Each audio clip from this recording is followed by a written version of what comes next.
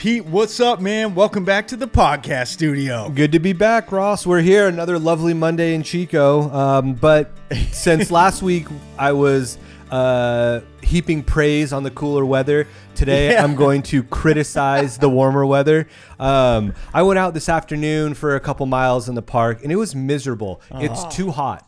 Yeah. This was supposed to stop. I looked at the forecast. We got a couple more days of this misery, and then it's going to cool back down. But weather, if we could get it together, that would be awesome. I think everybody in Chico is done with this 95 plus. Yeah, especially after last week. What a tease. It was so nice. It was glorious. Yeah. Totally glorious. And, this weekend, Sunday morning, we got out, did a little running in the nice cool weather. Yeah. Shout out Fleet Feet. Yeah, absolutely. A little cafe run. Your group, you guys went good and long that day, huh? We did. Yeah, I needed to get in some longer miles. So I met up with a couple of the folks from BRC, Billy, and a couple other folks. And Billy took it real long. He went 13. I think I did about 12. But yeah, got down to Bidwell Perk, met up with you and a bunch of other people representing the Fleet Feet training programs, and enjoyed a nice little cafe run. And you did a little demo that day, didn't you? That's right. Yeah, Billy's prepping for that CIM, so he's got to get in that work. And we were demoing with Rosie from On. Yeah, shout out On. Yeah, she's awesome. On's awesome. It was cool to test out the shoes. It's really neat that Fleet Feet provides these opportunities for us through these cafe runs and the pub runs, where we get an opportunity to test different brands, hit the pavement in these shoes and see if we like them. The Ons were okay. I really liked the Topos at the pub run last Thursday at the Lost Dutchman. Those were a fun ride. And the Ultras back in the day at Parkside, it seems like that was so long ago, but the experience flows were really fun to cruise to. And what's neat about the cafe runs is we get out, we run a few miles, we come back, we enjoy each other's company, and we get a little free coffee. So shout out to Bidwell Perk for getting involved in the scene and hosting great events with Fleet Feet. Yeah, it looks like Fleet Feet's got a great partnership with, various places around town, including Bidwell Perk, including the Lost Dutchman, the Commons, all those places. If you haven't done a pub run or a cafe run and you can find it in your schedule to get out to one, check it out. Like Ross said, you can go out and try the shoes. It's fun to go into Fleet Feet and try on all the shoes. You can jog in the store, but that's not the same as, going into Bidwell and putting 3 or 4 or 5 miles on to really see what they're like. And as a bit of a shoe fan, just for the sake of being a shoe fan, I like it. It's just a fun thing to go do. It's that piece of gear that every runner has to have, and it's a cool way to just try some variety. I really want to go into Fleet Feet now, try on some shoes, and just jog around in the store to gauge people's reaction. Yeah. I did it last week. I was in there buying some shoes, and I can't remember the young man who helped me try on 5 different pairs of shoes before I settled on a pair. I felt a little bad. It's like, can I try these ones? Can I try these ones? But again, Fleet Feet, those guys in there are all so good and so patient and so knowledgeable about their shoes that they have. So really cool. So yeah, big shout out Shauna and Fleet Feet and Paul and Christina and all the heads down there. We appreciate what you're doing. Yeah, I second that, man. Well said. They're the best. The training program's continuing too. We had a good long run Saturday morning with Coach Brett and Coach Shauna. The 5K, 10K, half marathon teams were out there. And Brett took us on this route where I was able to venture into areas that I haven't run in before yet in Upper Bidwell Park. And it was kind of the secret trail up by Canyon Oaks. I've been on Secrets, but not this part of Secrets. And it was this beautiful single track kind of through the canyon out there. Great morning, good weather Saturday morning, and just exploring new territories. I ran with Maya and Mary and wasn't quite feeling great, but wanted to have some fun still. And we were able to go on a good 11.5-mile run through areas of the park that I hadn't seen before. And Fleet Feet's providing those opportunities with these training programs. And it was just, man, it was a great way to start a Saturday. And I felt kind of real blessed to be sitting up on top of some of those areas, looking down at where we live and being so thankful that we're hitting these trails and Fleet Feet's helping provide that opportunity. Yeah, I talked to a couple of other people from the group. Real Deal Neil said the same thing as you. I went into some areas that I hadn't really explored before. It's so cool that there's all these areas that so many of us haven't been to or forget exist. And so when you get reintroduced or introduced for the first time, there's just so much good stuff in Bidwell Park. Yeah. And when you're feeling a little burnt out, it's nice to have a new territory to explore. Yeah. Like it totally changed my mindset from like feeling a little burn at the start of the run to being like, wow, this is fun. Like, look at all this new territory. Yeah, it's kind of re-energizing. Yeah, good right. point. Especially if you're in a big training block and you've been kind of beating up the same trails. To see that new scenery is like, oh, okay, this is why I do this. I don't have to run these same handful of trails all the time. Yeah. Speaking of breaking out and seeing different trails, I don't know if you've seen what Joffrey's been doing lately, but that dude's been all over the place. Dude, outside of Lake Almanor doing crazy runs. He posted one recently this week. Where he was running, I think it was, over 20 miles, which is insane. But ran by different lakes. I think he said 5 or 6 different lakes. Like, how cool is that? And again, just right here in our backyard. It's our extended backyard up in that Chester area in Lake Almanor. Yeah, he has been putting in some serious work. And it's not just running. Like, later on in the day, he'll like smash a few thousand yards out in while swimming. And you're just like, dude, you are getting after it, bro. Open water swimming too. Like, that's no joke. I told you guys last week, I'm all about sitting in the hot tub. Like, I'm not a big swimmer. So the open water swimming is just like, no, that's a little a lot out of my comfort zone. Yeah. So, and I know he's prepping for the Chicago Marathon. So that explains why he's putting in so much hard work right now. So, Joff, I know you're hearing this. Good luck in Chicago. And I'm going to see you a bunch before then, but keep up the good work, man. Those crazy runs are pretty cool. Yeah, they are so cool. Good luck, Joff, man. And you're pressing right now, man. It's awesome what you're doing. It's also awesome what Mike O'Connell's doing. Chico Running Club legend, getting ready for Twin Cities.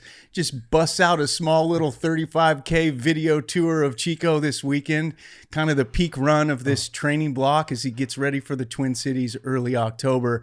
And decided to have a little fun. Took us on the video tour and, broke it down with some video clips. Said he was kind of imitating me, and I got so flattered watching that so a little cool. It was, dude. It was like, no way. That's so awesome that he took the time out to do it. And it had me thinking like, man, he's such an impressive runner. And, had me thinking back to the Bidwell Classic. And I remember like mile 5 or 6, him just casually cruising by me on his way to an impressive finish. And I've always admired his running ability. So it kind of occurred to me like, well, it's cool that you're imitating me, but I kind of want to be like Mike. Yeah, that was such a good And soundtrack. then the Jordan Gatorade commercial popped into my mind, and I was like, no way, maybe I should like remix this and put that underneath Mike's clips of the video tour he took us on. So it was fun to have a little fun with that. And it was also just really impressive to see him, run across town, not to mention run up Humboldt and then run back down. Yeah, that was a serious run. Yeah.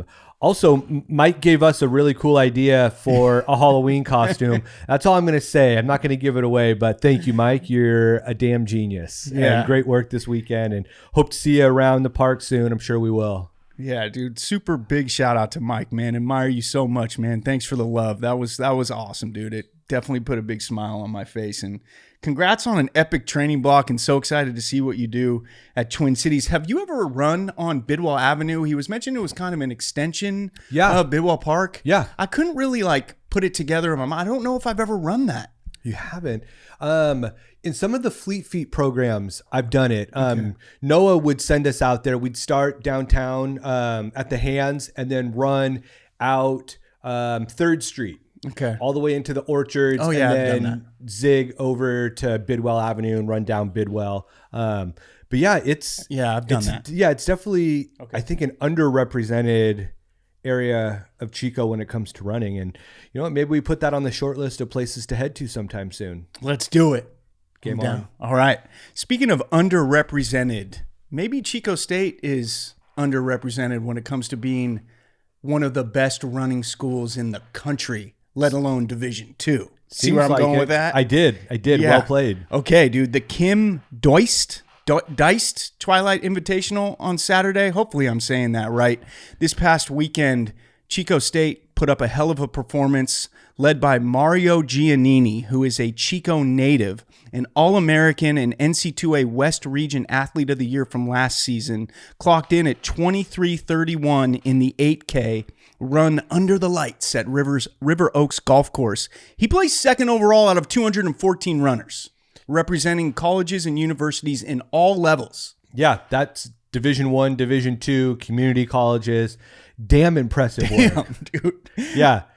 Last week we talked about these Butte kids running crazy fast. The only time I'm ever going to go that fast is on wheels in a car or on a bike. So yeah, Mario, great work. Like you said, Chico local, Chico High graduate, fed right into the Chico State running program. Great work. What was the honor he was given this week? U.S. Track and Field and Cross Country Coaches Association winner, the D2 Men's National Runner of the Week.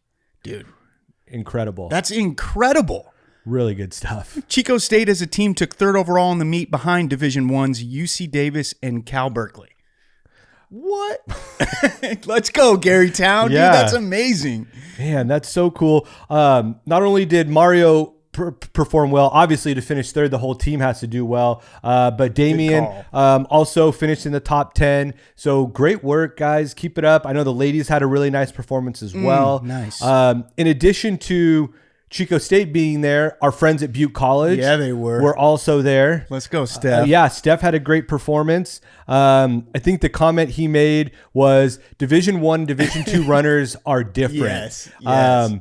And I know he's chomping at the bit to be one of those guys and working his tail off to get there. So great work to the Butte College men's and women's teams as well this weekend as well. Yeah, Ariana ran. She did really well for the ladies' side. Just want to give her a shout out. So that's awesome. Yeah, very cool stuff. And then not only were the college, the community college, but also Chico High was there running in the high school race. What? Prep teams are involved? Yeah, prep So teams cool. too. Yeah. I ran into Coach Gert on Friday night. Coach Gert, we have a spot saved for you whenever you're ready. But want to shout out his son, Kenton, who finished in the top 10 of his race representing Chico High. So great work, Chico High cross country team. Great work, Butte College. Great work, Chico State, representing our community very well. Yeah, so true. And I was thinking about this, doing a little reflecting on this podcast journey that we've been on. I mean, this is episode 10. Manny was episode 9, most interesting Manny in the world. Mm-hmm. That was so cool. But when we started this podcast journey, had you told me that we'd be kind of updating people on what's going on with Chico State, with Butte, and some of maybe the local prep cross-country teams and track teams, I would have said, you're crazy. Yeah. Well, we had Butte on a few weeks ago. We're going to try and get Gary on. Yeah. It's kind of adds another level to this where we get to talk about the performances that are happening in our backyard here from the college level and from the prep level. Yeah. And they're really good, talented programs. Yeah. And they seem to all be on the rise too. Oh, yeah. Right? It's pretty incredible that all of these things are lining up so well and providing us with such good fodder to chat about too, right? Good word, fodder. I haven't heard that word in a while. I like it. Yeah, exactly. That's what I was trying to say. It's so cool. Pod fodder. Pod fodder. Oh, that's awesome. You're the pod fodder instead of the Godfather. Oh, well, hey, man, good intro to this episode, but we should introduce our guest as fast as we can because this is the type of story that award-winning movies are made of. You know, this is, for me, the storyteller in me has been chomping at the bit to get this guest on because of what he achieved. He did something that's so incredible about redemption, mindset, training, race chaos. Like you could say zero to hero. You could say worst to first. You could say that he's done something more impressive than anybody in our area from the level of like a comeback story. Mm-hmm. And it just fires me up to be able to talk about him. What do you think about going into this next segment of the show? Do you have any thoughts about our guest? I'm just super excited. I don't know anything about him beyond this incredible redemption story. Yeah. So I'm super pumped up to dive in. I might have asked a couple people who know our guest a little bit, like, can you tell me anything about him? Like anything? And they're like, I think you're better off just talking straight to the man himself and letting him tell the story. So I'm looking forward to it. I think we need to take a break. Yeah. It's that time. What's our break brought to you by? Our first break is always brought to you by hydration. Get your electrolytes. Get your electrolytes, get your water. Get your sparkling water, but not too much because it corrodes your teeth. But stay hydrated. It's good for you. And we'll be right back with our guest. Let's go. 5 minutes later. We're rolling. Welcome back. I feel hydrated. Good. What'd you have? A bubbly water. One of my favorite strawberry flavored bubbly water. Yeah, I mean, I'll drink any flavor. I'll drink it cold. I'll drink it room temperature. I just like sparkling water. How about coconut water? You know, I tried that and it's not my thing. Not for you? It's not for me. I know it's super hydrating and a lot of people love it, but it's just not my thing. I've tried the flavored ones. Not my thing. Shout out Bill Parnell. Yes. Get me on to smashing some coconut water. It's good for you. Let's go, Bill. Hey, let's introduce our guest here. Want to take a moment to talk about our local running Rocky. Is kind of what I was thinking about. I love that. This is the Rocky story. I love that. Yes. This is the running Rocky story. Yes. Kevin Radtke. What is up, guys? What up, Yeah, Kevin? Kevin's in the house. Thanks for having me. Oh, dude, thanks so much for coming, man. It's super, super cool that you're in the studio, and your story is just so amazing. Last year, you competed in the Folsom 100 miler, but you may not have finished where you wanted to finish. And then you turned around this year, and you competed in the same race, and you freaking won the thing. That's amazing. You went 0 to hero, worst to first, bro. Yeah. That's like the running Rocky. You see what I'm saying? Like, it's yes. amazing. Yes. I'm still trying to believe it myself. Oh, no way. Okay, talk to me. All right. So has it sunk in yet? No, not really. It's really kind of hard to grasp. I don't know. It's yeah. Well, so the first year, it was my goal was just to finish. I didn't have a ton of training background. It was just something that caught my attention. I signed up for it 6 weeks before the race. Oh my What? gosh. 6 weeks before? So underprepared. And you finished? Yeah, that's what I was about to say. And you finished? I mean, I was kind of, I was going hard in my own way, but even then, I was probably only doing 5 miles a day. Okay. But I was pretty addicted to wearing a 40-pound vest. And so the beginning of my running journey, I was only running with a 40-pound vest. Interesting. I don't know why. I mean, I got it, and as soon as I got it and I started wearing it, just every day I would go out and I would look at it. I'm like, I got to take it, And so it just kind of became an addiction that, Sure. And every day I would try to like second guess myself, oh, should I put it on today? And as soon as that question would pop up, I'd be like, Yes, I I gotta should. wear it. I have Yes, I to. should. So- So what prompted you to buy a 40-pound vest to begin with? Were you like doing some kind of training and that was like part of like the bigger program? Like, oh, at some point you need to get a weighted vest. No, I mean, really just even the beginning of my running just started with just trying to create discipline in my life. Okay. I just started a business. I started to listen to podcasts and specifically business podcasts. Yeah. And the one thing I kept hearing over and over and over was you got to take care of your body. You got to move your body. You got to work out. Got to wake up early, those types of things. Yeah. And I always wanted to be the type of person that could wake up at 5 a.m. and go to the gym. Uh-huh. And, anyone who does that or doesn't do it knows that's hard. Yeah. But if you've never been that type of person, it's so hard. So Wow. I kind of, just was really trying to create that discipline and try to start running every day or just working out in general. So trying to get that consistent structure of this is how I start my day. Doing the hard things early makes the rest of the day kind of easy mindset almost. Exactly. But really it was just doing it every day. And then slowly I realized, all right, if I get this done in the morning, it's so much easier to not have to find that little piece of the day to carve out for it. Yeah. So, slowly started getting into that. And then I honestly don't remember how the weighted vest came along. I actually used to see a guy around Chico almost every day, running with his vest. And he was the only person I ever saw doing that. And maybe, online I saw a few people doing it and it just seemed interesting. Okay. And so I bought one. But then as soon as I bought it, I Hooked. couldn't take it off. Hooked. Sleeping with it on now, making dinner with it on. Catch Kevin in the creek swimming with it on too. Have the Marines caught wind of this yet?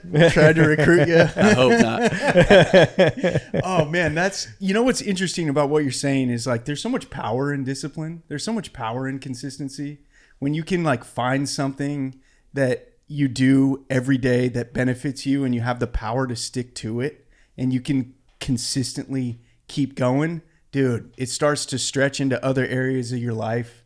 It starts to really help sort of frame everything. Mm-hmm. So like, man, how about that? Has just the discipline of starting to run and do it, like, did that kind of help you in this process? 100%. I mean, that's everything, the consistency, if once you start to do something like that, you start doing something every day, naturally you're going to progress. Yeah. So you can't really progress in anything unless you're consistently doing it. If you want to get better at business, you have to get better at taking care of yourself and the people around you, So, yeah, and whatever you're consistent with, that's the direction you're going to go. Sure. Love that. So on top of starting a business, you decided I'm going to start ultra running. Have you been a runner like for a long time before the business started, or was it all just kind of like snowballed at one time and you went from there? Yeah, never ran before, up until 3 years ago. Wow. So, I mean, I was not a runner. I rode BMX. Okay. Like my whole childhood, all through my teenage years and 20s. So I've always been fit. Yeah. We would ride across town, we'd ride all day, every day. Yeah. So, that definitely built a base. Yeah. So there's some kind of foundation for like good point. Going on and on and on for hours doing something. Exactly. So, yeah, I mean, I was just trying to be consistent going to the gym or running, it wasn't even specifically running. Mm-hmm. And yeah, I really liked the running. I don't know. It's just the competitive with self. Yeah. You can kind of constantly be racing yourself always.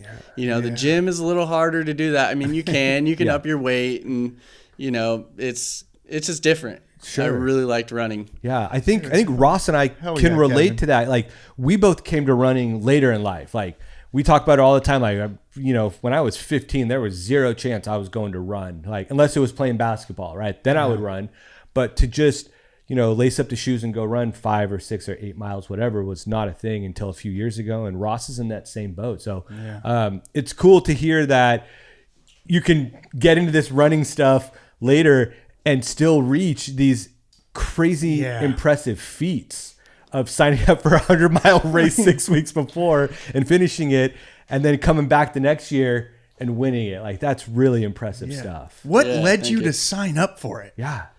Honestly, I was just kind of going through some really hard times. Okay. And the business I had started was kind of failing.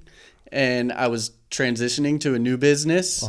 And just, a whole bunch of stuff kind of blowing up on me. Yeah. And that was the one thing that was actually going really good, I mean, actually, I shouldn't even say that. I was kind of still going through getting injuries and stuff. So actually, when I signed up for it, I knew I wanted to sign up for a 100-miler.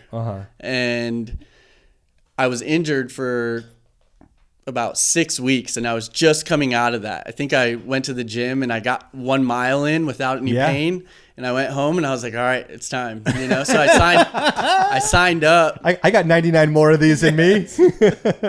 And, I had a 6-week kind of half-assed training block, and went for it and somehow finished. That's so amazing, bro. I can't believe this. I love to, and I can kind of relate to running being there when you're going through something, right? You're hitting all these challenges, whatever they might be, whether it's work, personal stuff, like that running is always such a good outlet for whatever it might be, right? If it's I just need to get out and burn this energy off because I just had a shitty meeting, or I just got some bad news, or I'm just having one of those days, to go out there, especially in the park, just in the fresh air, going out there and running it out and just, having some alone time to just process everything. So that's really cool that's how that's kind of what spurred this, is like, you know, facing challenges. Well, great. Well, I'm going to put myself in a real physical challenge now and see how I fare. Yeah, for sure. Okay, so you finish, right? And that must have been like a huge dub to cross the finish line. Oh, for sure. I Well, mean- there was no finish line, actually. I what? finished almost 2 hours after the cutoff time. Okay. So technically they DNF'd me. Yeah. Okay. So yeah, that last 2 hours of that race was pretty miserable. I can So imagine. like the first half was actually, I was having a really good time. You know, no, you know, as good of a time as you can Yeah. have. And you know, it wasn't until maybe mile 80 or something, all of a sudden I started getting this really sharp pain in my knee. And every time I would try to run, I'd get the sharp pain.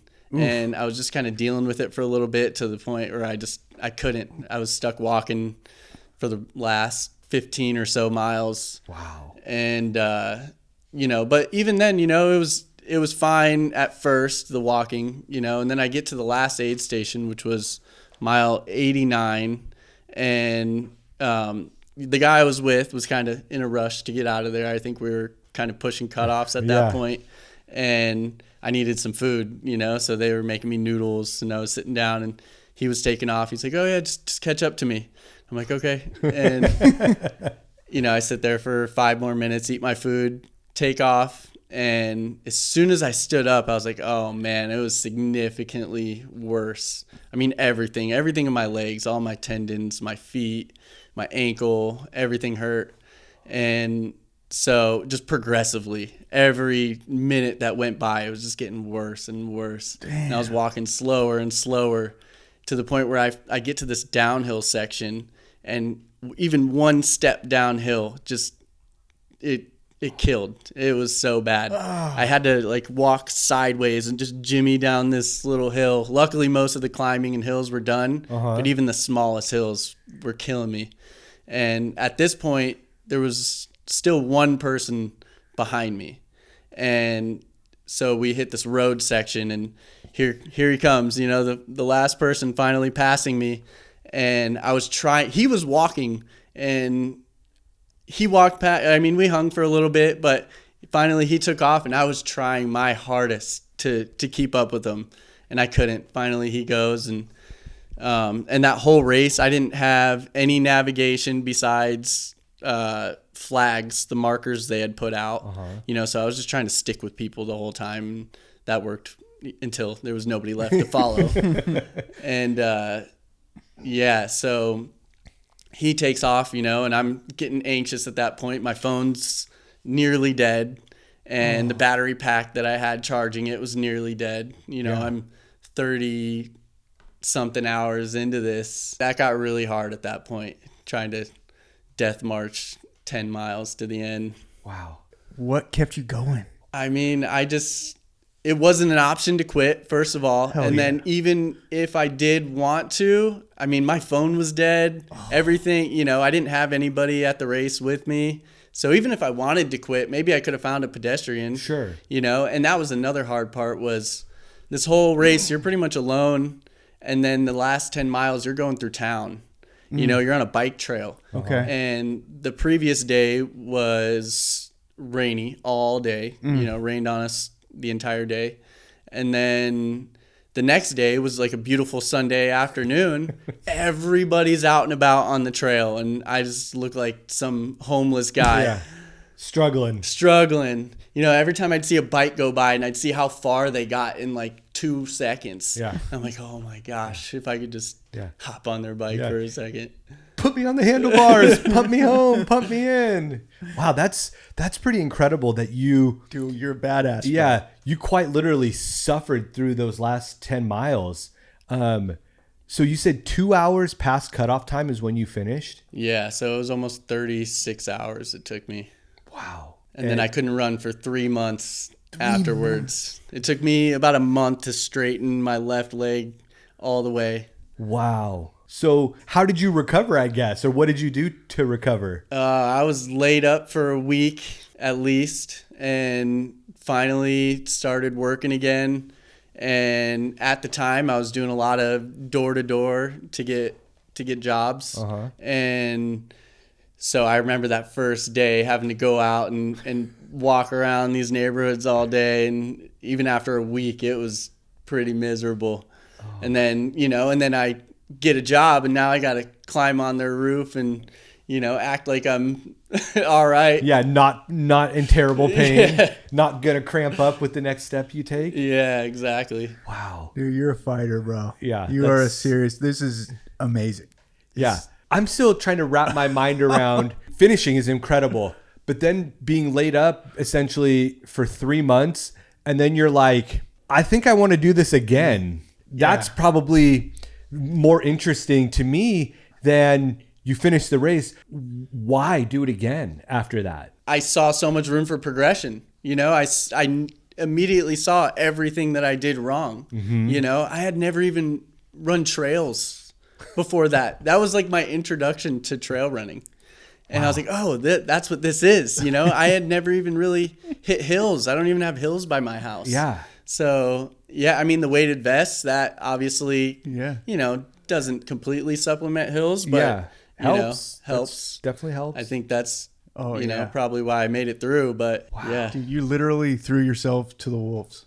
Yeah. You're just like, I'm just going to go do one of the hardest things ever. I'm just going to do it. That's so admirable. Yeah. It's so ballsy, dude. That's freaking incredible.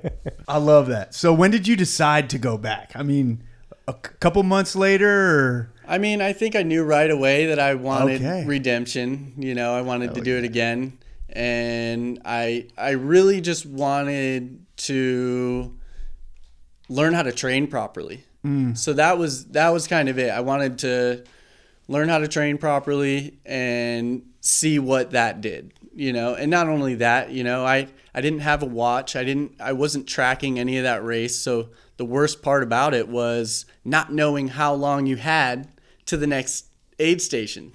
Like my first kind of low was, I heard there was burgers at the mile 55 aid station.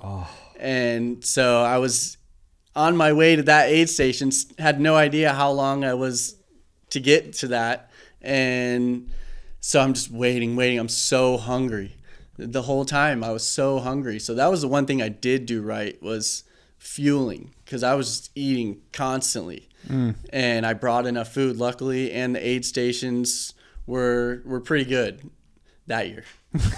And so, I think I ate 2 burgers and a hot dog when I got there.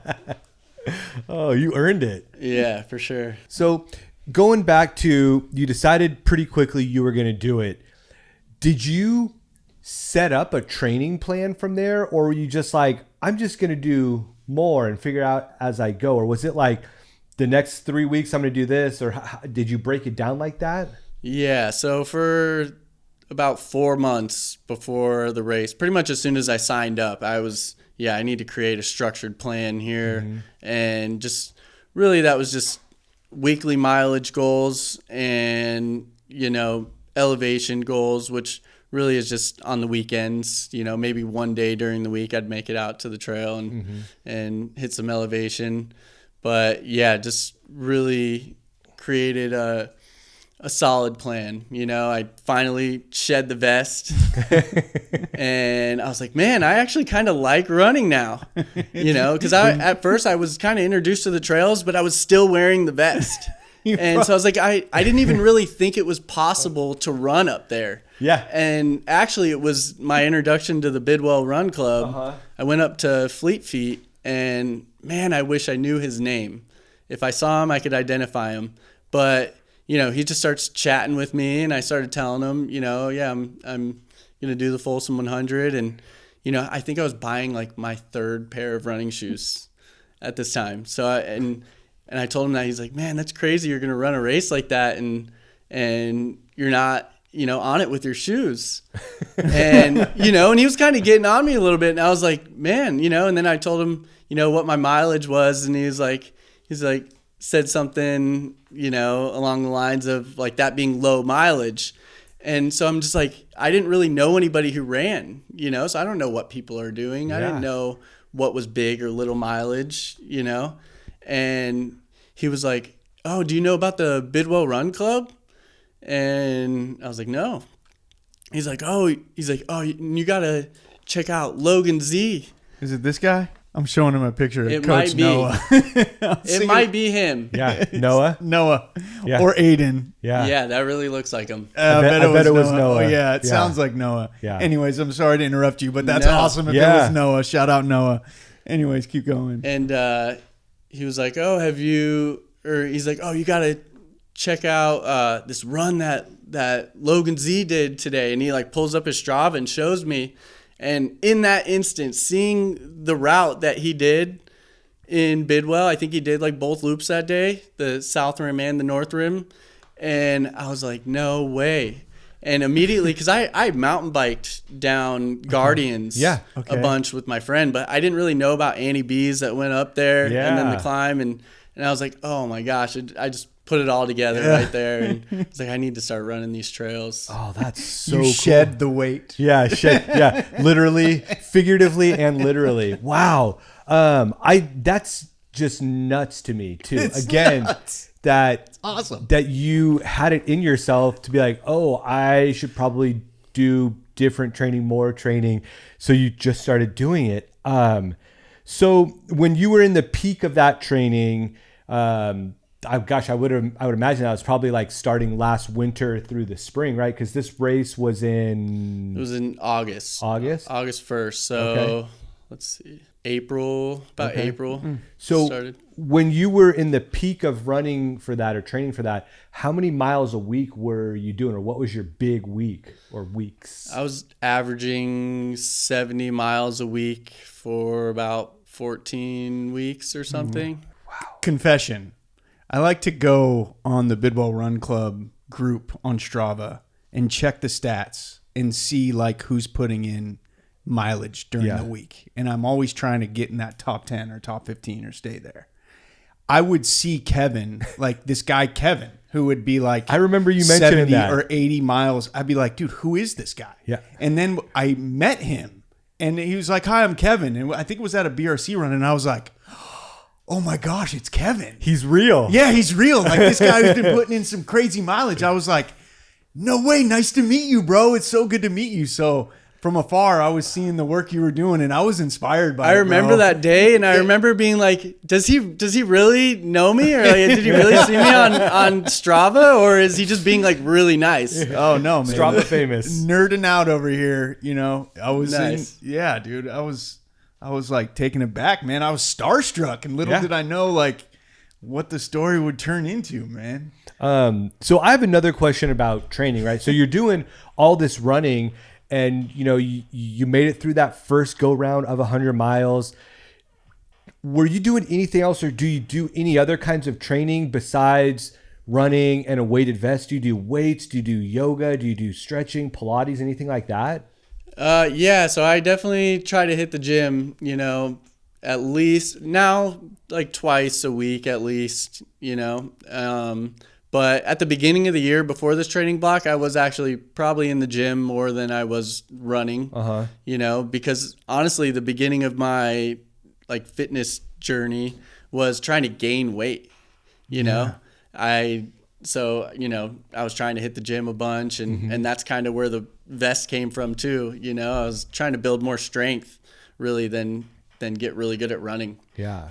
Well, I think that's what we keep hearing Here we from go. so many people is like the strength training is such a big part of running long, right? Like you can have all the cardio in the world and that's great. But if you don't have the muscle strength, like good luck getting past, you know, a certain distance. So it's good to hear again, like we get beat over the head with like, you guys ought to be weight training or like doing some kind of strength training. So both of us started in the last couple of months. Yeah, we are. I did You it can't before tell. Yeah, you did. tonight, dude. Yeah, I'm you feeling look kind of good. ripped. But you know, that's one of the things that both of us have added in the last couple of months is doing some strength training, you know, just a couple days a week to build up to that. And so, yeah, this is just more examples and validation that we should be doing Yeah, more. look at this guy's legs. They're tree trunks, Yeah, dude. for real, right?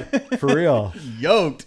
Hey, But- so you're on big runs. I mean, were you thinking about like, I want redemption during some of these training runs?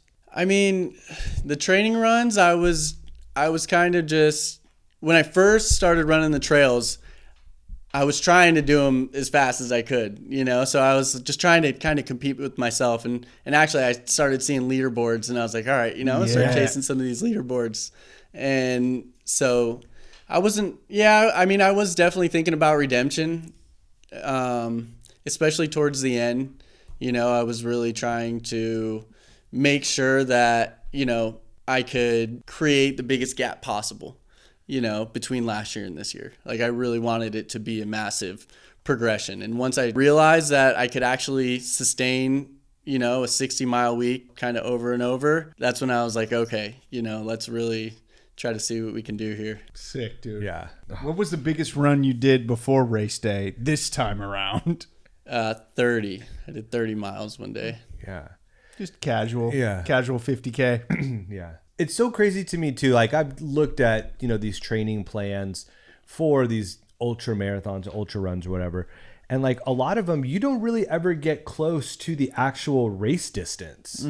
Like if you're running a 100-mile race, like you don't ever run anywhere close to that in a single shot during the training, which is really interesting to me because it seems like maybe not physically, but like mentally hitting that benchmark seems like it might be important. I mean, you've obviously had done 100 miles before that, so you knew emotionally and mentally like this is what it takes. But it just seems so counterintuitive to not do like a 70-mile day or an 85-mile run, you know. Well, that's what the race is for. You know, you do the race and then you train again and you do another race, you know. So the more racing you do, you know, that you're still building. Yeah. That's a good way to look at it. Yeah. I see where you're coming from for sure. But I also feel like I want to know when I'm going to bonk. Yeah. Right. Well, I think you eat a couple hamburgers and a hot dog and just constantly fuel throughout, right? So that your body always has something to pull from. Yeah. Speaking of going back to race day, whether you want to reflect on the victory race or the previous one, what do you eat all day when you're between aid stations? Like what is your preferred munchie while you're out there? I'm like all granola bars. Okay. Pro bars are big. Those Go bars, the BPN Go bars are actually really good. They're like oats. They're just super light. You know, you can eat it in like 2 bites. Yeah. RX bars, you know, so mainly stuff like that. I honestly hate the gels, but I force them down really only in races. I'll bring them on my training runs and I won't even use them unless I run out of stuff. And I'm like, oh, okay. Yeah, last resort.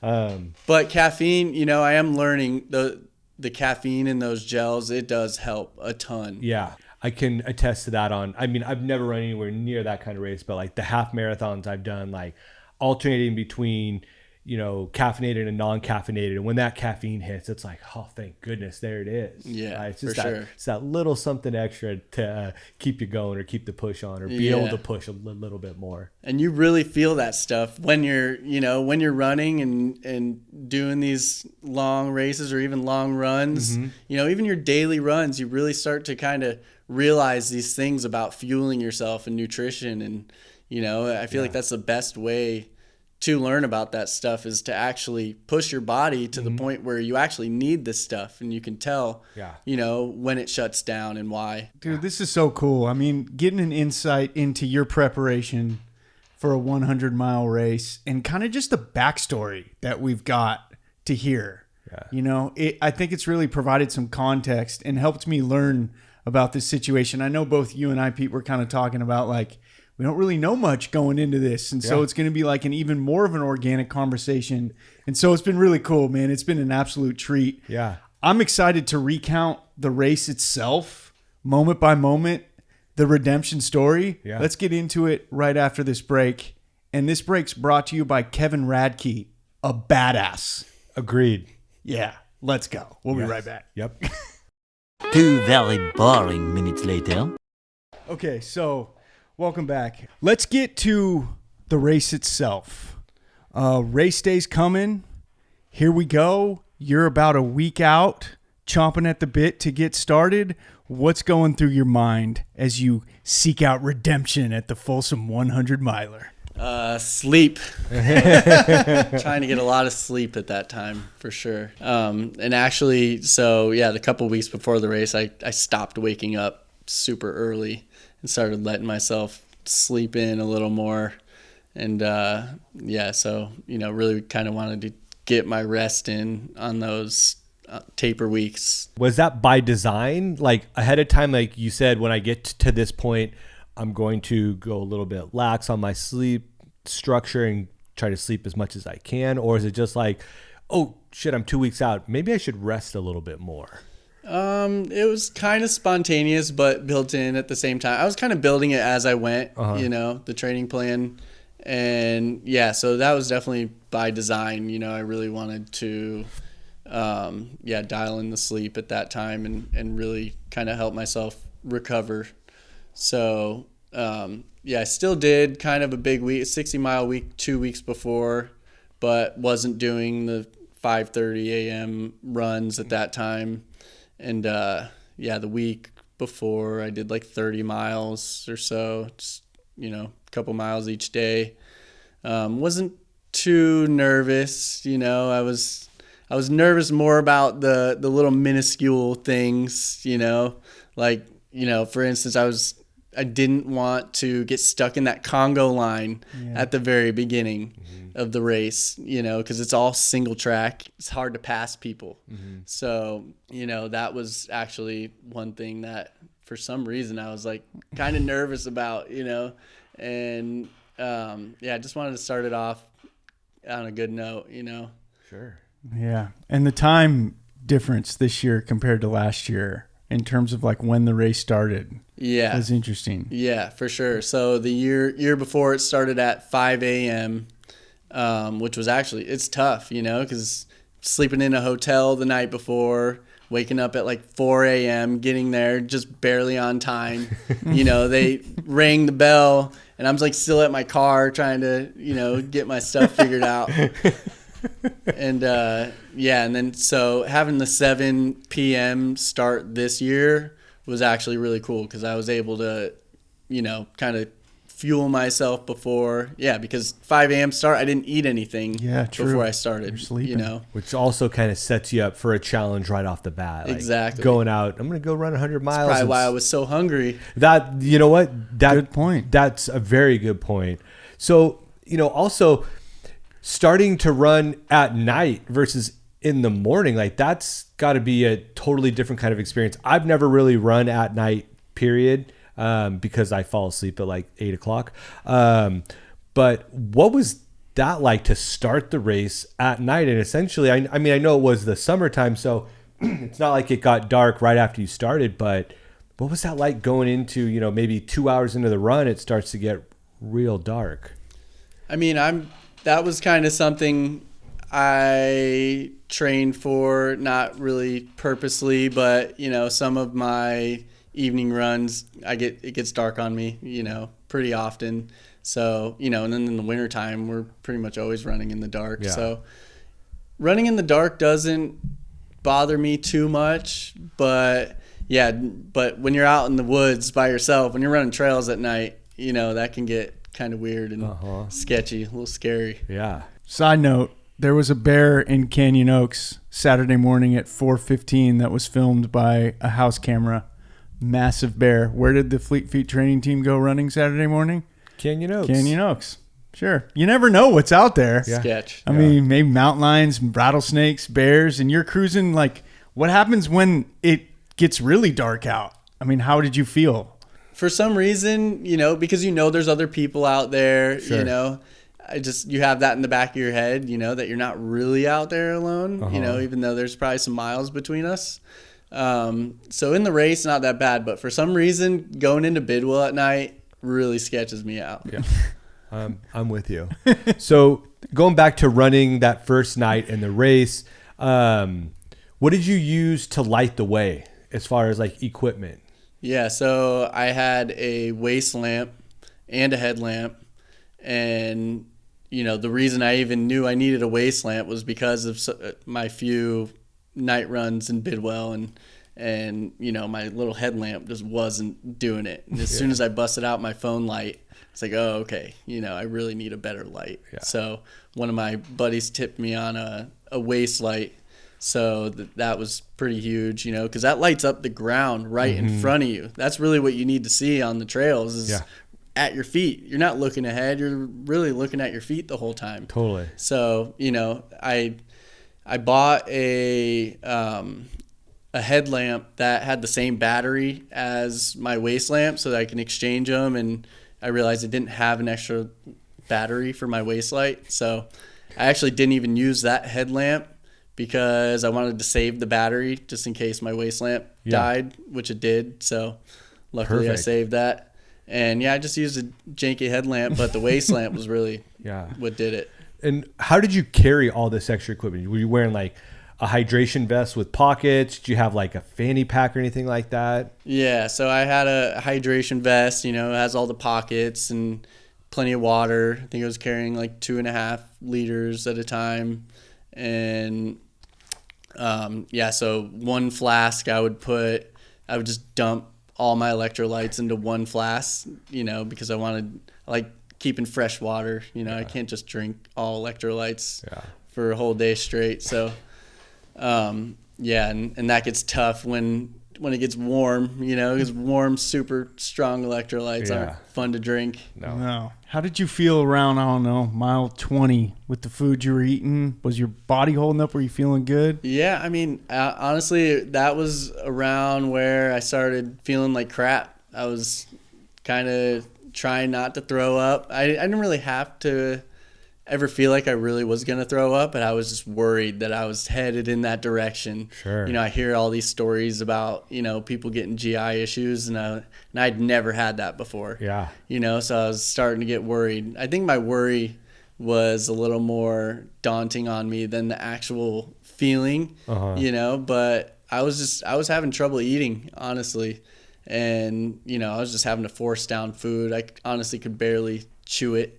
So I would just take a bite of something and then put water in and just swallow it whole. Just get something in there to just get some kind of calories to keep it going. Just take a bite at a time, and just take it down, wait a little bit, take another bite. Yeah. And eventually that kind of wore off, at least the, feeling like I was going to get sick, went away. But I still, the whole race, had trouble eating. But they didn't have any food at any of the aid stations. They had snacks, but no real food. No burgers this year? No burgers. And, It was pretty minimal at the aid stations. Aid stations were pretty much water and Coke, the typical stuff, and trail mix and stuff. But, the year before, they were making us peanut butter and jellies on the spot, cups of noodles at every aid station. So this year they didn't really have any of that. They didn't have the burgers at mile 55 like they did the year before. And that's got to be pretty disappointing, right? Because I would imagine, you're 10, 12, 14 hours into this race. You've just been eating trail food, like goo packs and granola bars. Maybe a burger is what you would have needed. Yeah. And like you'd have gotten there and been like, yo, finally, here it is. Honestly, I don't know if I would have been able to take it down. Because, it was tough. I don't know why. Oh, interesting. Yeah. Early miles, I don't know. How you placing? How you feeling heading into, I don't know, like an aid station at like mile 30 or something like that? Yeah, so around mile 20-something, Matt Bonner was at the race. Shout out Matt Bonner. Shout out Matt Bonner. Love that guy. He was crewing his buddy, and so at the aid stations, he would be there and he would tell us, oh, you guys are in 4th and 5th or 5th and 6th, and so he was kind of tipping us on that. And I think it was around mile 30 or so, 35. He sends us off, you guys are in 5th and 6th. And that's where his buddy picked up a pacer. So, they were chatting. So it was kind of my opportunity to take off. And, so I go ahead and we started getting into some climbs and stuff. And I start to see the lights up on the trail. I'm like, oh, all right, there they are, So I didn't want to just take off, just to pass them right there, because we're still 70 miles left in the race or so. Can't win it right there, but you could certainly lose it right there by going too hard. Yeah, so that was kind of exciting. I didn't really think there was a possibility of winning, and then that, that was kind of my first glimpse at like, hey, I'm kind of catching up to this front leaders here. So you're like in 5th place and you're like, okay, there's number 1, there's number 2, there's number, like you could see. I only saw one light. Okay. I only saw one light, but I knew that there were people in groups, because Matt would say like, oh, there's these 2 people together, Gotcha. So finally get done with that little climb, and right at the end of it, I see another guy pop out of the trail right next to me, and I was like, wait, is this guy in the race? I asked him, and he's like, oh yeah. He's like, oh, this was, we were just on side-by-side trails for a second. I was following my GPS. I don't know. But yeah, so we're going, and then all of a sudden we see 2 people coming towards us. This was like immediately after I caught him, and that's, the other 2, the other first 2 people. And so we were all going the wrong way. They just had realized, and they were coming back, So now the 4 of us are together, and we find the right trail. And I don't think we stuck together too hard at that point. But the next aid station after that, the guy and the girl who were basically in 1st and 2nd, they took off before me a little bit because I think they hit that aid station first. And a couple miles in, they were pulled over to the side, whatever, going to the bathroom. And that was, I passed them, and that was the first time, I'm like, damn, I'm in 1st place. Like, wow. I couldn't believe it. Oh, here we go. And so at that point I was like, okay, I got a little more aggressive and didn't really want them to catch back up to me at that point. Yeah. And there was a big road climb after that. So just kind of trekked up this road climb, and I would see their headlamps behind me, and I could hear them. It was a whole bunch of switchbacks. So they were tailing me. We were pretty much still together. How far into the race do you think that was? Probably 35, 40. Okay. Couple miles from the mile 45 aid station, this big box truck is driving back, and it's the race director. They had just gotten done setting up the aid station that we were about to make it to, so I stopped and talked to him, and then naturally they come up, and he was just telling us, hey, we just got this aid station set up for you. There's not going to be anybody there, but all the stuff is there, basically just water and trail mix. And I don't know. I mean, I didn't really need a whole bunch of that. I had all that kind of stuff on me already, so they probably had more stuff, but I was mainly I wasn't looking for the food. I was hoping they had food, but not that I would have been able to eat much of it. But yeah, so there was actually, the 4th guy was caught up at that point. So at mile 45, it was me and one other guy, the guy and the girl that were staying together. They kind of fell behind a little bit at that point. And I was actually chatting with this guy for a while. This guy had done, I think, 175 ultras. Holy cow. Jeez. And actually, when I was looking at who was running this race on Ultra Sign Up, they label everyone by their ranking. So the first guy with the highest ranking, I click on him. Yeah, he's got 175 ultra finishes, 7,500 milers, Western States, all these big ones. Okay. He was probably like 55 years old or something like that. And so, I was chatting with him, and we were kind of passing first place back and forth a little bit for a while. And, because for some reason, like 45 to 55, that section got a little hard. I was starting to walk a little bit there, and but so was he. We could keep having our moments, and it's like, all right, you go. What time of day was that when you were hitting about that halfway mark? That was like first thing in the morning. Okay. So there was a period where 4 of us were kind of walking together up the road climb, and that was right when the sun was coming up early in the morning. Did you sleep at all during this race? No. Dang. No, I don't think you can sleep. I mean, I guess maybe some people can get a chance to sleep, but I don't think you would make cutoffs, Yeah. Oh. That's a good, right. If you have like 3 or 4 hours between cutoffs, and if you sit down and snooze for even just a half hour, I mean, waking up from that after running so much and then thinking about, I got to run a whole lot more before I'm done with this and thing. if you're in the front, at the halfway point, you don't want to sleep and lose that, Yeah, sure. And if you're in the back, you probably don't have time to sleep. Yeah. So I actually did see a guy laying down on a bench at one point. At mile 55, there's an out and back. And that was the first aid station where I saw Matt, and I was in first place. And so he was like hyping me up. Yeah. He was super stoked. And, Hell yeah. that was a huge help. He was a huge help. He would go through my drop bags. What do you need? He's pulling out stuff. You need this? You need this? Yeah. So I had a ice bandana at that point. So he took it with him. He's like, I'll have it at the next aid station for you. Yeah, he helped me get out of there quick. And so at 55, there's an out and back. It's 10 miles up, 10 miles back to that same aid station. I make it up there. I'm keeping the lead at that point. And it's starting to get hot, And honestly, I feel like the heat is one of my strengths. So I was kind of waiting for that. I knew I was kind of going to gain some ground on everyone It's during the the Chico heat. summers. Chico they prepare you for summers, it. man. Oh, for sure. And I'm working outdoors all day, every True. day Yeah, during good the point. summer. So I knew that even too, during my whole training is I'm out here in the heat all day. I'm acclimated to that. So yeah, I charged up this hill, was running pretty good at that point. Got to mile 65, and that's when Matt found me. He's like, dude, come here, I got something for you. He sat me down. That was my first time sitting down even. Wow. And gave me a McMuffin. This is the first real food I saw the whole time. Yeah. Dude, Matt, Yeah. clutch, dude. Yeah, dude. And, so at that point, I kind of needed to charge my watch. I was really worried about plugging it in because I didn't want to lose the activity. Yeah. And I was, and he kind of assured me, oh, no, it shouldn't.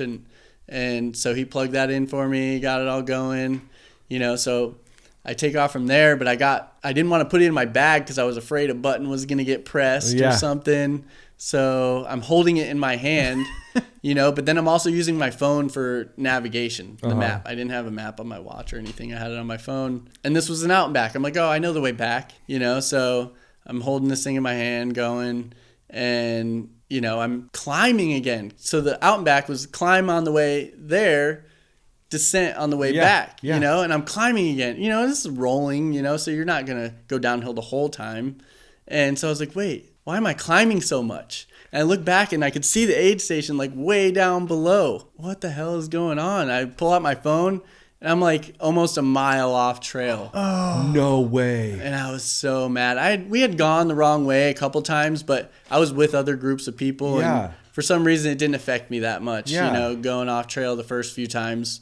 Well, you're But not losing ground if you're with other people, right? Yeah, exactly. True. And, so this time, I don't know, for some reason it really got to me. Plus I was walking up this hill, Yeah. I probably did like an extra 400 feet of climbing right there. And so I was pissed. I was like, oh my God, for some reason I was just so mad about that one. And so I look on the map and the trail I was supposed to be on was like right there, like the beginning of the trail. I could literally just cut down and end up where I was supposed to be, right where I left off.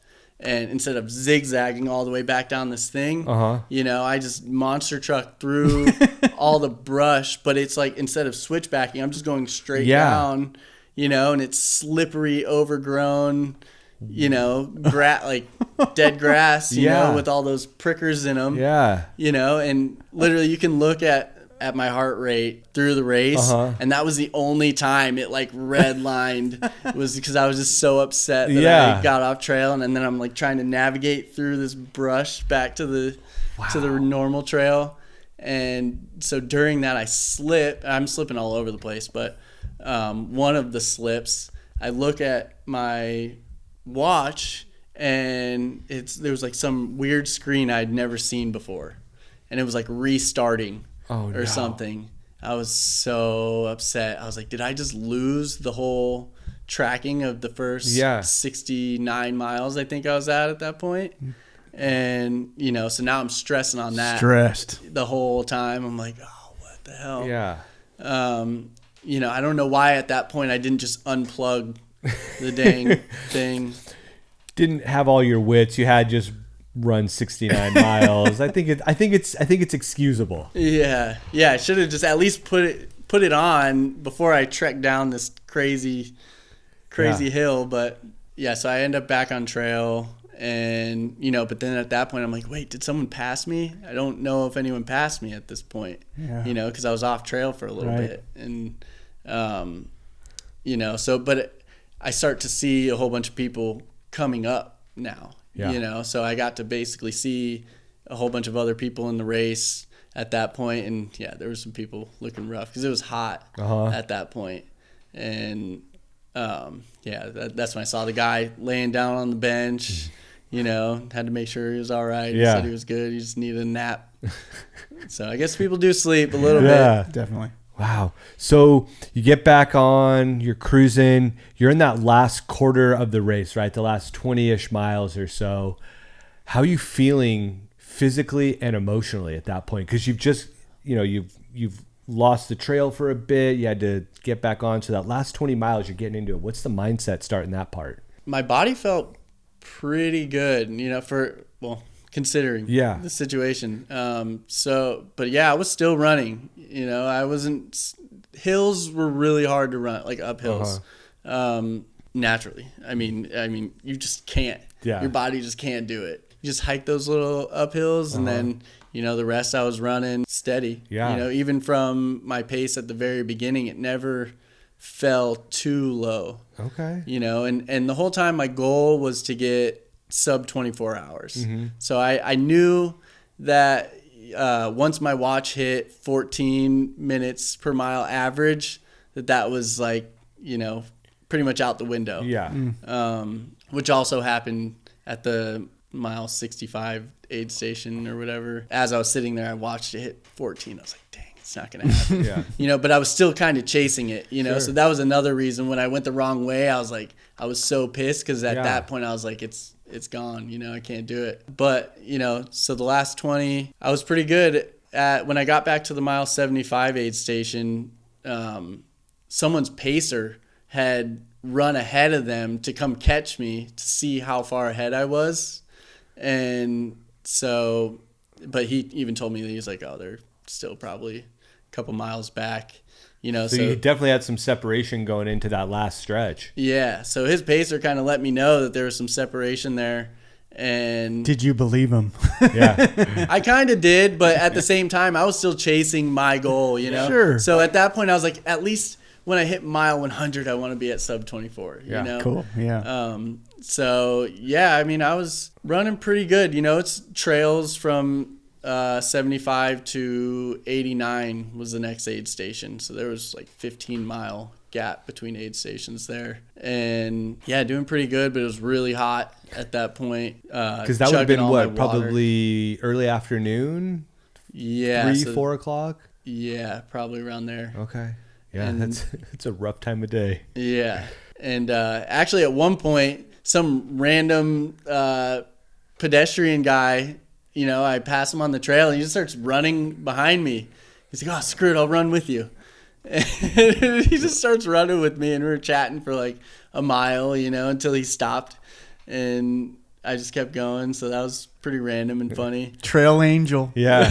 What a guy. All right, man, I'll see you. I got another 20 to go. Yeah. But thank you for helping distract me on what I'm doing. I mean, what were those conversations like? It was just super random. I don't even remember. So, hey, you're getting close then. You're knocking on the door of the finish line. I mean, I can't imagine what must have been going through your mind to know that you're about to redeem yourself, to know that last year at this race you DNF'd and you crossed the finish line 2 hours after the cutoff, and now you're you're in this moment of I'm gonna win this thing. All the hard work, that's the glory, bro. Man, were you emotional? I would have been emotional, man. I would have been like, what is happening? Take me through the mindset. Yeah, so the last 10 were definitely emotional. And, and I was feeling pretty bad at the mile 90 aid station. I was sitting there, I was like, oh, man, I was kind of feeling sick again. Mm-hmm. And the water situation was kind of weird at that one. And, and then I had my ice bandana, but they didn't really have any ice, and this guy opens the cooler to pull it out of the cooler. And I'm like, I don't want to take your cooler ice away from everyone behind me, And so, I just kind of took off from there. But that section, you're going through the town and the bike trails again. You're running through town, through Folsom, you see the dam, so I was kind of soaking it all in at that point, not charging too fast. I kind of knew I had it, and through town you can look pretty far back and see, like you're just going straight the whole time. Yeah. So I knew, I couldn't see anyone. So I was taking it easy, but also like kind of curious, like how fast can I get myself to run at what's 90 left? miles, So there was a spot around probably mile 95, which I was probably at 100 at that point, where last year I had sat down on the side of the bike trail because I was like so done for, and I like couldn't get up. I was even on a hill, or my feet are lower than my butt, and it was so hard to push myself up off that thing, and I like wept a little bit, and so passing that spot was kind of emotional for sure. And because I kind of like charged past that spot too purposely, because I was like, all right, been there, done that. I've evolved. And then come to a couple miles later, there's this little, I want to call it a bridge, but it's not really a bridge. It's like, I guess I'll call it a bridge, you know. But on one side it's just a big hill down into the town, and the other side is the lake with like a beach area. So I remember this spot specifically. You got to go over this bridge, and there's this big fence. It's all in tractors, and this thing's like torn apart, and gravel everywhere, like mounds of gravel. They're redoing this thing, and it's all blocked off. And I'm trying to look. I'm like, there's nowhere to go. I'm not running down into that town. And so I look, I'm like, okay, I'll try to run along the beach. So now I'm running in loose sand, trying to get around this fence. And, I see a little opportunity to climb back up onto the little like bridge thing. And the fence is still there. It's like a temporary construction fence, so loose. It's not mounted into the ground. They're just all linked together. And and this thing's going for like a mile, the whole dang bridge. I'm like, there's no way I'm running on this beach, just to kind of get stuck jumping this thing, so it's an 8-foot fence. I'm like, I got to jump this thing, I just want to get on the trail. And so not even thinking, I get up and I jump, and I like jump off the top of this fence as if I was just jumping a fence on a normal day. And as I'm in the air, I'm like, wait, what did I just do? Oh no.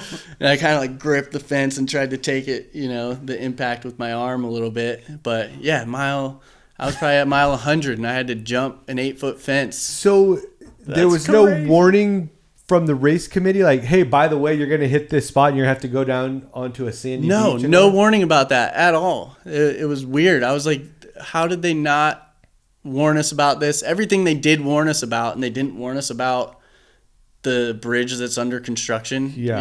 That's bizarre. I don't know what everyone else did. I mean, I think they had to have jumped the fence. Or ran on a lot of sand. Yeah, exactly. Or swam a little bit. I don't know. Might have felt good. It sounds like there were some serious logistical challenges of the race. The course setup may not have been the best. Obviously, the aid stations you mentioned weren't great. You got to hop this fence. And then there were rumors, and correct me if I'm wrong, did you have to drive between a segment, or did someone... When you get into the town after the last aid station, before you get to the bike trail, you have to run in a bike lane on a pretty busy road. And I guess they couldn't get permits for us to do that. So they were telling us that you had to get picked up and driven, that mile or so into the town to the bike trail. and everyone was kind of like, you know. No. Yeah. I don't know. how Actually, you Matt coordinate said that people were doing it. So Matt had more insight into that stuff because he Yeah. was seeing everybody coming through the aid Sure. station. So Gotcha. he said people were definitely taking advantage of that. You know, some of the, you know, probably mid and backpackers. But I don't think anyone in, you know, the first 5 or 10 people That's insane. did that. So take us to the finish line. Yeah. What is that last push like? Yeah, so the last push was cool. I mean, last year it seemed like it took forever, you know, because I was asking pedestrians, where is the Granite Bay beach area? How far away am I? Yeah. You know, and they were like, everyone made it seem like it was right there. So for probably 2 hours, I thought this thing was right around the corner, and it was never coming. Yeah. You know, so this year, you know, I knew, you know, all right, you know, kind of knew the route. And I you was had a moving- watch. I had a watch. Yeah. I was moving a lot faster. And, I kind of started charging those last couple miles. And when I was a mile away, I think my last split, I think it was only like a quarter of a mile, but it was like 9-minute mile. Yeah. Probably the last quarter to a half a mile. I was just stoked. I was like, I'm going to go in there charging. And flooded with emotions, just like proud of what you had just done. Oh, for sure. Glad it's over. And I was just stoked, man. So the goal was 24 hours. What was the final time? 25 and a half. So 25:33. Hell yeah. That's incredible. Good job, dude. That's amazing. After more than 36 hours the year before? Yeah, it was like just under 36 the year before. So like Wow. over 10 hour improvement. Holy cow. Which all happened like so I got to mile 55, I think only an hour and a half faster this year. So I cut off 9 hours off the back half. Wow. Holy smokes. I mean, that's more training, better training, Yeah.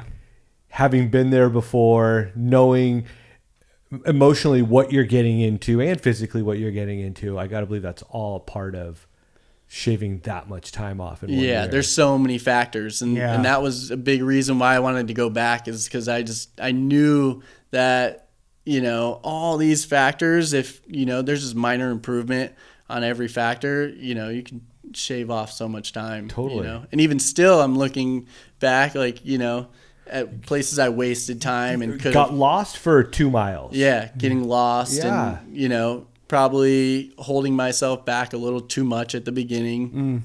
So after the race, you're just physically exhausted, right? Like maybe you get a jolt of adrenaline when you finish and you're like, oh my gosh, it's done. I did it. Like, I can't believe I won. But then how long after that are you just like, I'm exhausted, I can't move? Yeah, so actually I was chilling at the finish line for a while. Okay. So Matt was there, and then they were actually grilling burgers and was gonna stuff say, did at they the have finish real food? line. Yeah, so they finally got my burger. Okay. And how many burgers? Only one, because then Matt brought some tacos. So Yes. Dude, Matt came through so clutch. Yeah. Matt bro. did. That's so sick. He's a pro. He's a pro for sure. So yeah, I was just hanging out, and you know, there was all these other people, like crews, waiting for their people to come in. So just kind of hanging out and enjoying just being there at the finish line. You know, I didn't want to drive home right away. Yeah. So did you drive yourself home after that race? Yeah, I ended up driving myself home both years, which the first year was a major mistake. I should not. I was so tired. Yeah, just But- like sleep in the car for a few hours. Yeah,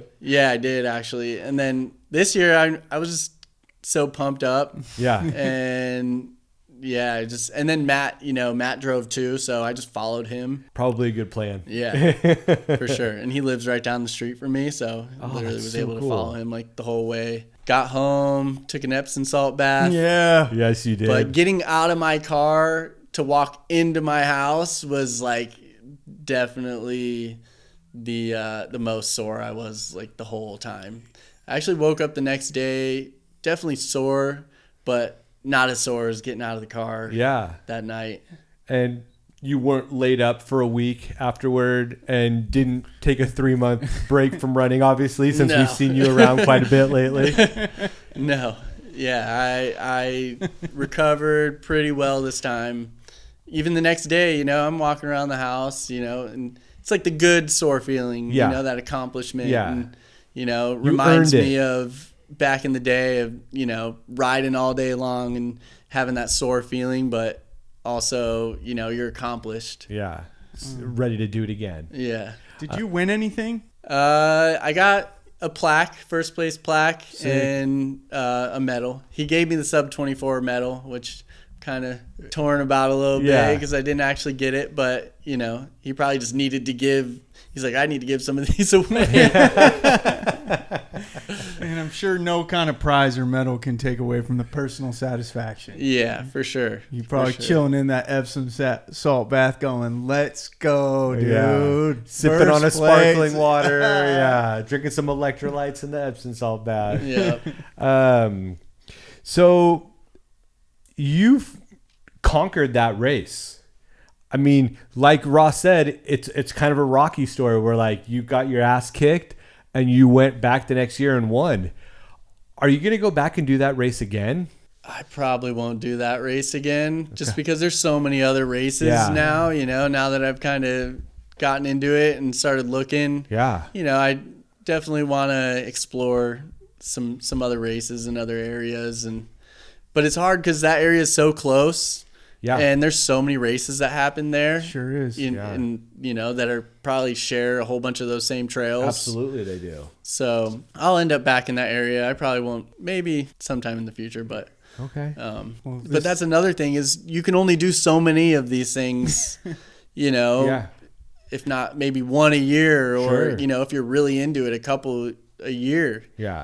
which is probably really difficult. I don't even know what that's like. I mean, it's a huge commitment on your time Yep. to do like proper training. If you're going to like really try to push yourself to do the, to finish as fast as you can or, improve like you did, like it's a massive commitment. So, You could do 175 of them. Yeah. over the next few years. The guy. Yeah. You've got until you're 55 to catch up with him, which I mean, I would guess is probably at least 20 years. Yeah. How many 100-mile races had that guy done? 7,500 miles. That's crazy. Jeez, that's insane. Again, let's just take one moment to appreciate Matt Bonner. Did you know Matt before that race? Were you guys like acquaintances, buddies at all? I mean, I met him at the Bidwell Run Club, just like you guys. And just one day we were chatting on the trail. Well, I mean, we kind of hit it off right away. And he's such a one nice day, guy. Yeah, he's super the nice. best. And yeah, he was like the first one to start following me on Strava. And then, he's like, oh, let's get it running sometime, because we were talking. We figured out that we lived right down the street from each other. And so we've done a couple morning runs together. And, one day we were chatting on one of the Wednesday night runs, and I was telling him about the race. He's like, oh, I'm crewing my buddy at that race. He's like, I'm going to be there. And I was like, no way. He's like, yeah, let me know how I can help. And I didn't know how a crew could help. And I don't like asking people. That's a big commitment, to ask someone to come, spend their weekend just waiting for you to pop up and see you for 5 minutes and help you and send you off. Later, man. See you in a few hours. Yeah. So, I just didn't really want to put that on him. Plus, he's there crewing his buddy too. I didn't want to take away from that. So, but he did. He helped tremendously regardless. So, yeah. Big shout out, Yeah, man. that guy's unbelievable. So you mentioned perhaps not doing the Folsom 100 miler in the near future, maybe down the road. What's next, man? I love the innocence about this story of like you just going all in this first time, learning, coming back, getting redemption, and now continuing to evolve, man. Like there's obviously a ton of potential in you, dude. Like toughness and physical grit, man. It's so admirable. What's next? I don't even know, honestly. I'm kind of trying to. I wanted to do something maybe in November, but I'm also, trying to not go straight into like a crazy training block again. Yeah. Kind of figure out some of my other priorities, but I have that itch. I might do something in November. I won't say what it is because I don't know if I'm going to do it. Yeah. Totally. Fair. But Totally fair. Yeah. in February, me and Matt actually signed up for the Black Canyon's 100K. Nice. So That's awesome. yeah, so that's like a more fast-paced race, you know, and that one it's a golden ticket race for Western States. So there's a lot of, you know, elite people who show up to that one. So not gonna win that one, but you know, it'd be cool just to be in a really cool environment like that. Yeah, and in the presence of folks that are running at such a high level, it's always inspiring. So true. Exactly. Yeah. So, and you know, I haven't done a lot of speed work. You know, a lot of my work has just been, you know, strength building and long miles and stuff. Yeah. So definitely kind of want to start working on some speed, and that race definitely has got me doing that. So yeah, that's well, cool. If you're looking for a place to do a little bit of speed work once a week, Friday mornings, plug BRC men's Friday morning workouts are all speed workouts. So. I know. I see you guys up there. You just started that up again. Yeah, it's good stuff for anybody that's interested. All you men out there that want to come do a little speed work. Speed is relative. Speed is as hard as you want to go. But yeah, it's a cool place to be. You know, at least this next race won't be 100 miles. It's only 100K. Yeah, it's only 100K. It'll be a walk in the park. Yeah, it's no big deal. Honestly, I hear, you know, these shorter races, they end up being harder because you push yourself. Yeah, harder. the expectation changes instantly, I'm sure. Exactly. Yeah. This journey has had to teach you something about yourself, man. Dude, it's badass. What did this teach you? About you, about what you can do, about what you're capable of? I have a hard time giving up. You know, I just, once I start something, you know, in my head, it's just not an option to stop or to quit, you know? So it's kind of, I've proven that to myself, you know, and really embedded that, you know, sometimes to my detriment, you know, because sometimes it's necessary to kind of take a step back. Yeah. You know, so it's kind of opening my eyes to that, you know, and sometimes it'll put you in a bed for a week and then out of commission for 3 months. Exactly, you know, so that was a really bad decision, and but in that moment I needed to do that. Sure. You know? So, but if I knew that was going to happen, and you know, in the future, if something like that happens again, maybe just a 50-mile race instead of a a 100-mile race. Yeah. Oh, dude, never give up, man. Yeah. True Rocky story. Well, and it's so cool too, because that's something, you know, when your son gets a little bit older, you know, like as a kindergartner, he probably doesn't have a lot of perspective on exactly what dad just did. But, you know, when he's 10 years old, when he's 15, when he's 25, and you're like, yeah, when you were in kindergarten, I was kind of a badass. I mean, not that you won't be a badass at that point too, but, you know, to be able to say, look, man, it's possible. Whatever you decide you want to do, like, it's out there. If you dedicate the work, you can go accomplish that. And I think, you know, setting that model for him and for us and our whole running community is really important and inspiring. So that's beautiful, man. That's yeah, beautiful. kudos to you. Just really impressive stuff. Yeah, thank you. And that, you know, the kids seeing that is definitely a huge push, you know. They sent me a little message when I was like 90 miles in, and literally I just played it over and over in my ear for that's so like cool. 10 minutes straight. Yeah, man, you can't put a price on that, and you can't describe that. Yeah, for sure. So cool. What advice would you give to somebody who finished last in anything? It's the most rewarding thing, you know, because, you know, you finish last. Technically, you won something. You won the last man standing. Mm-hmm. You know, you spent the most time out there. You know, it's not always all about miles. Good way to look at it. Sometimes it's about time, you know, and you spent 36 hours out there. Nobody else did that, you know. You got 36 hours on your legs, you know. So, and, you know, you have massive room for improvement. Mm-hmm. So, you know, finishing last is actually a great thing, you know, great accomplishment. That's an amazing perspective. I love that. Yeah. I don't know that I would have had that mindset, getting beat up that badly, to come back and say, I'm going back for more of this. And not only that, to just be so dedicated. So yeah, I know I said that earlier too, but just incredible mindset. And that's one of the things that Matt told me.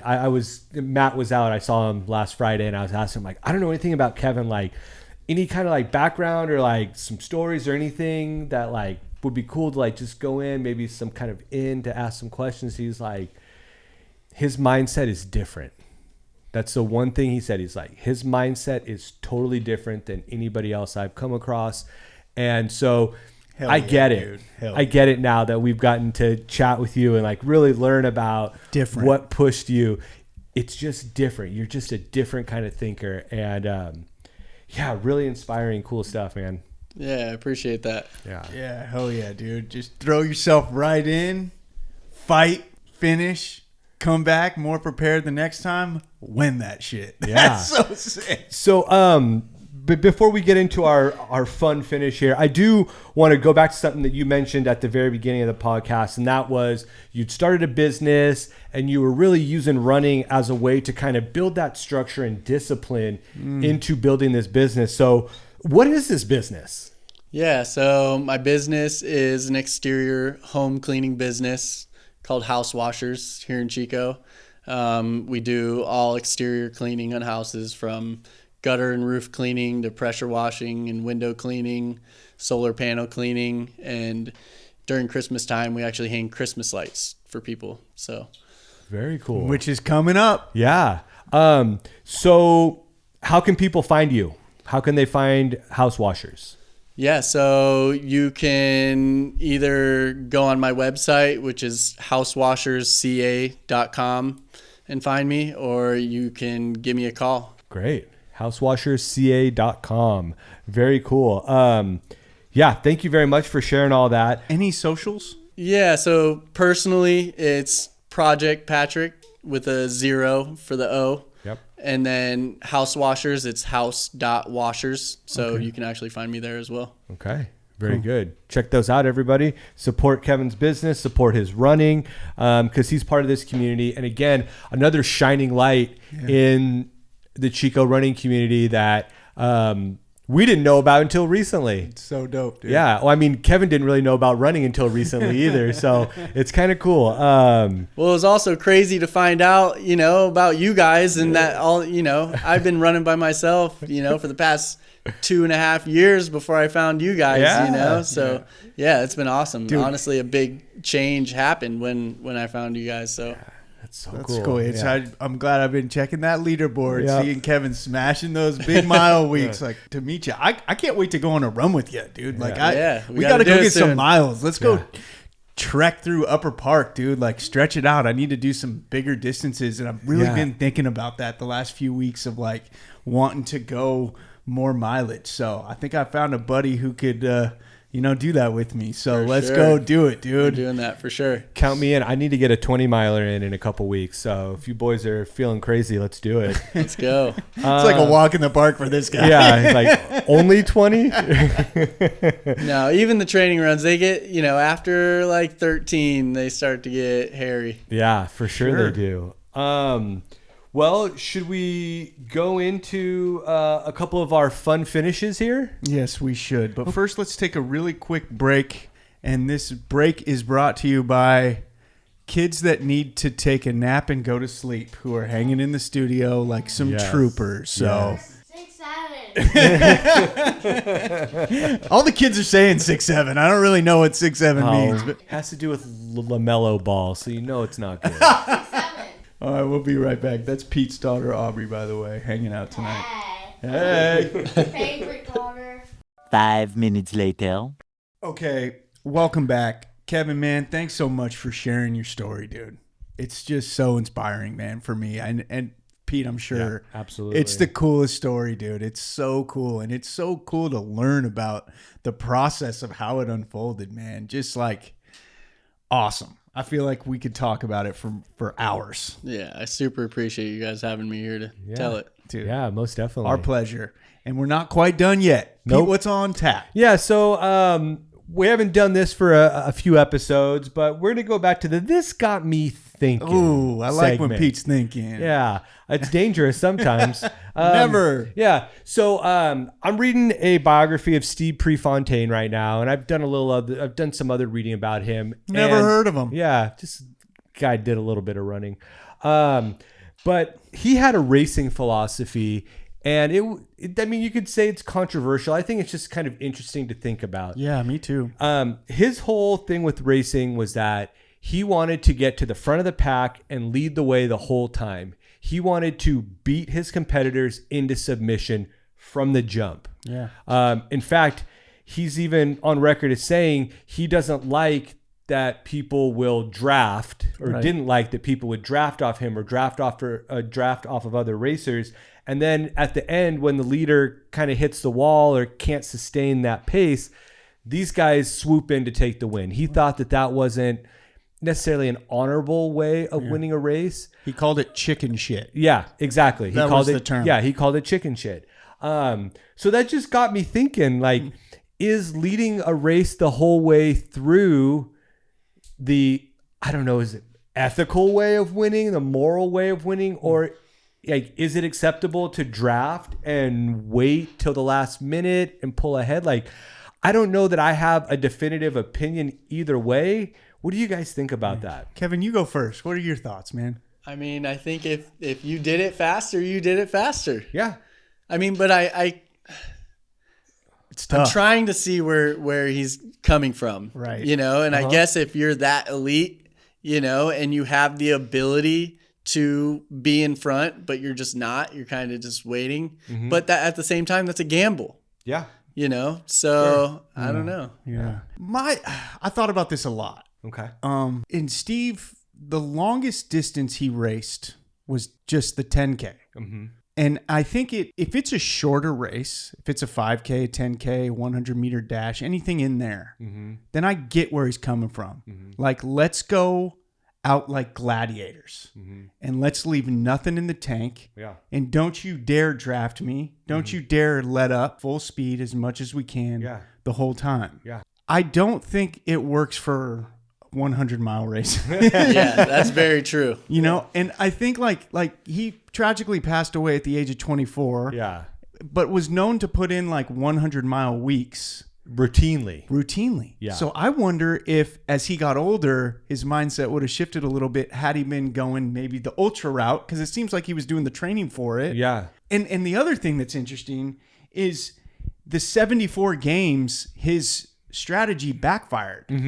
Right? It wasn't just then either. Okay. He had a lot of races where he'd be, in the lead, and then the last 200 meters fall off because he just didn't have anything left in the tank. Yeah, so he just blazed by these guys, and maybe that's why he got so upset about these people who were hanging back. Totally. And one of the things that comes through in this biography is that stuff bothered him and it fueled him, but it didn't linger with him. Does that make sense? Like, he would get over losing those races pretty quickly and move on to, like, here's the next thing I'm working toward, and train for that or prep for that. But it still bothered him that he lost like that. Yeah. But again, it didn't linger. It didn't stop him from continuing to push. But yeah, I thought, this got me thinking. Yeah. Is like, how do we approach this? Like, is there an answer? But again, I think, Kevin, I think you make a great point. When you get to that elite level, it's a totally different world. And Ross, I think the distance of the race is absolutely. Yeah, those shorter races for sure. Shorter races. Yeah. So anyways, Kevin, I have a few questions for you. Let's go. I mean, if we haven't asked you enough already, these are just kind of fun questions. Answer them however you see fit. First question, favorite place to run or favorite trail, however you want to approach that. Folsom. I haven't explored that many places. Okay. So I'm going to have to say specifically the Guardians Trail in Upper Park. Yes. I love that trail. Oh, dude, it's like a roller coaster. Yeah. It's glorious. That's a good one. Second question, when you're out doing solo runs, whether it's a short one or a long one, training runs, out running by yourself, are you listening to something or are you raw dogging it just with your thoughts? I listen to stuff most of the time. Okay. Probably half and half between podcasts and music. Okay. What songs? Yeah. What kind of music are we talking? Usually some rap. Okay. Something that makes me feel super gangster. Yeah. Sick, dude. Yeah. Let's go. Give me some that's artists. if Yeah. I'm really trying to push, but try to keep it with the vibes. If Okay. I'm trying to go slower or something more chill. 3 artists. Yeah. 3 artists then. For rap, 3-6 Mafia. Okay. Oh, no way, dude. Hell yeah, Outkast. Okay. Okay. Lil Wayne. Okay. Yeah. dude. Yep, 3-6 Mafia, Yeah. bro. That's amazing, Yeah. man. I remember listening to them back in high school. They were Yeah. Southern rap. Yeah. Yeah, dude. Southern rap is awesome. Yeah. There's some explicit lyrics we can't talk about with my daughter in the room. Yeah. Yes. Totally on board with that. Next question. Best piece of running advice you've ever received? Consistency.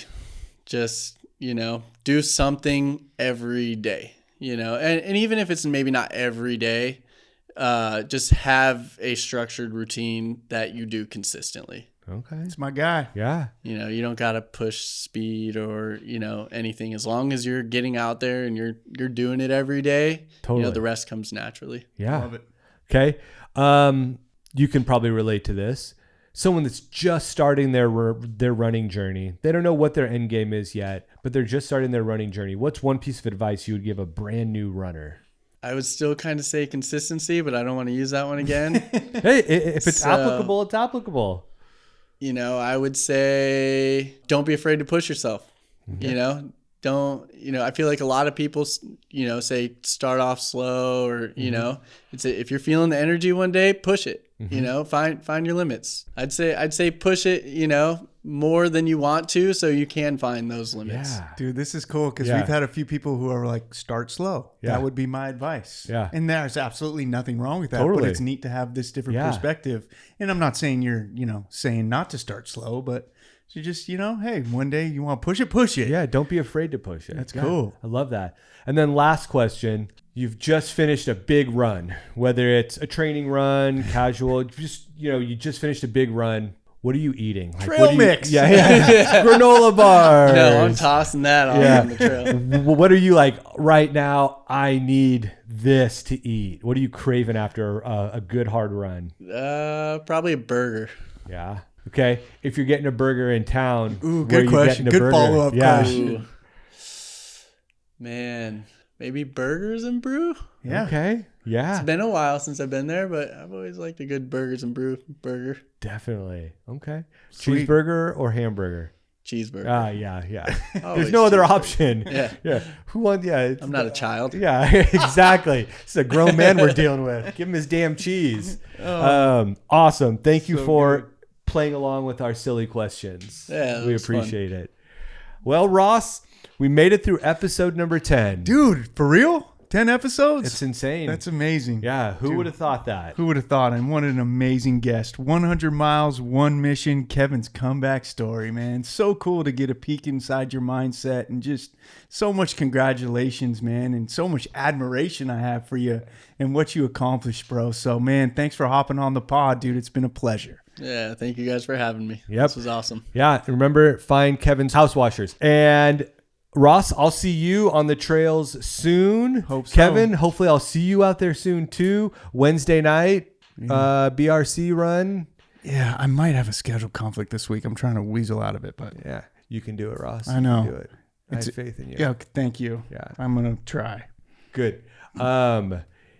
Thank you again for another fun podcast. Everybody who gives this a listen, all 26 of you, we appreciate you guys so much. No, but seriously, we appreciate the support that we're getting for this podcast Yeah, big and time. the feedback that we get. We have some big plans, like Ross always says, for future episodes. Touch base with Logan, and he has said he's happy to come on and Dude, let's go. talk about Oh, the dude. UTMB experience. Which would be really cool, fresh off hearing about Kevin's experience running a really long race. totally To also hear about Logan's experience running Yeah. a really long race like that. Totally agree with that.